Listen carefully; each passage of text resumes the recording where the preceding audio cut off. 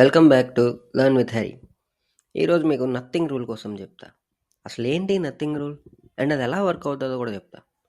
ఎప్పుడైనా మీరు జిమ్కి వెళ్ళి వర్కౌట్ చేసి మీ బాడీని లిమిట్స్ దాటి పుష్ చేశారని తెలిసాక మీరు ప్రాబబ్లీ జిమ్ అయిన తర్వాత చాలా సోర్గా, టైర్డ్గా, లైట్ పెయిన్స్ ఫీల్ అవుతారు. కానీ మీరు ఆ పెయిన్ని ఏంటి నాకు నొప్పి వస్తుంది అని బాధతో ఫీల్ అవ్వరు. ఇన్స్టెడ్ హ్యాపీగా ఫీల్ అవుతారు. లిటరలీ బెడ్ నుంచి లేవాలన్నా నొప్పులొస్తాయి. హెవీ వర్కౌట్స్ చేస్తే. But still you will feel good. ఎందుకంటే నీకు తెలుసు నువ్వు చాలా ఎఫర్ట్ పెట్టావు అండ్ ఆ ఎఫర్ట్‌కి రిజల్ట్‌లా నీ బాడీ రీబిల్డ్ అవుతుంది అని. ఈ పెయిన్ స్ట్రెంథెనింగ్‌లో ఒక ప్రాసెసే అని నీకు కూడా తెలుసు. ఆన్ ది అదర్ హ్యాండ్ మీరు కంప్లీట్ నూబ్ అనుకుందాం బిగినర్ జిమ్‌కి. మీకసలు నొప్పులొస్తాయి, బాడీకి రీబిల్డ్ అవుతది ఇలాంటివేం తెలీదు. జిమ్‌లో మీరు ఫస్ట్ టైమ్ లెగ్ వర్కౌట్ చేసి ఇంటికెళ్ళి పడుకోగానే ఆ సెకండ్ డే మీరు లేవగానే మొత్తం లెగ్స్ అంతా నొప్పొస్తది. థైస్, క్వాడ్స్ అంతా హెవీగా పెయినొస్తది. అసలు నడడానికి కూడా ఓపికుండదు. మీరు వర్రీ అవుతారు. అరే! ఏదో అయిపోతుంది నా బాడీకి నొప్పులొస్తున్నాయి ఏంటి? కనీసం నడవలేకపోతున్నాను ఏంటి అని. సీ ఒక కేస్‌లో పెయిన్‌ని చాలా హ్యాపీగా రిసీవ్ చేసుకుంటున్నాం. ఇంకో కేస్‌లో సేమ్ పెయిన్‌ని ఆ పెయిన్ రాగానే మనం వర్రీ అయిపోతున్నాం. ఇది ఎందుకు చెప్పా అంటే మన ఎడిక్షన్స్ అప్పుడు వచ్చే పెయిన్ కూడా సేమ్ ఇలాంటిదే. ఏదైనా ఎడిక్షన్‌ని దూరం పెట్టాలి అనుకున్నప్పుడు మనం పెయిన్ ఫీల్ అవుతాం కదా! అది కూడా ఇలాంటిదే.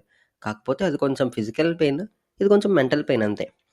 సీ ఎప్పుడైనా మనం ప్లెజరబుల్ యాక్టివిటీస్ చేస్తున్నాం అనుకోండి, లైక్ వీడియో గేమ్స్ ఆడటం, 18+ వీడియోస్ చూడడం, ఏమైనా ఫాస్ట్ ఫుడ్ తినడం, ఇలాంటివన్నీ చేస్తే మన డోపమైన్ లెవెల్స్ అన్నీ నార్మల్ రేట్ కంటే ఎక్కువ హయ్యర్ రేట్‌కి వెళ్ళిపోతాయి.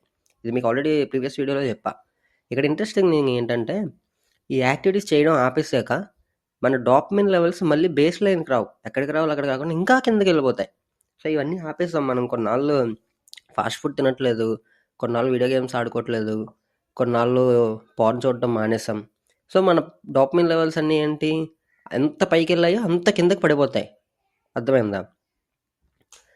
సో, ఈ డోపమైన్ లెవెల్స్ అంత కిందకి పడిపోతే ప్రాబ్లమ్స్ ఏమవుతది మనకి? మోటివేషన్ ఉండదు. టయర్డ్‌గా ఫీల్ అవుతాం. ఫోకస్ చేయలేం. యాంగ్జైటీ పెరిగిపోద్ది. చిన్న చిన్న వాటికి ఇంతకు ముందులాగా హ్యాపీగా ఫీల్ అవ్వలేం. టైంకి నిద్ర రాదు. హోప్‌లెస్‌గా ఫీల్ అవుతాం. ఇంకా చాలా చాలా ఉన్నాయి. ఈ పెయిన్ మనకి ఫిజికల్ పెయిన్ కాదు. మెంటల్ పెయిన్ అంతే. అంటే boring, uncomfortable, sad kind of pain ఇది. So, what if I say this pain is actually a good thing. జిమ్‌లో కష్టపడిన తర్వాత మనకొచ్చే పెయిన్ ఎలాంటిదో, ఇవన్నీ మానేసిన తర్వాత కూడా మనకొచ్చే పెయిన్ అలాంటిదే.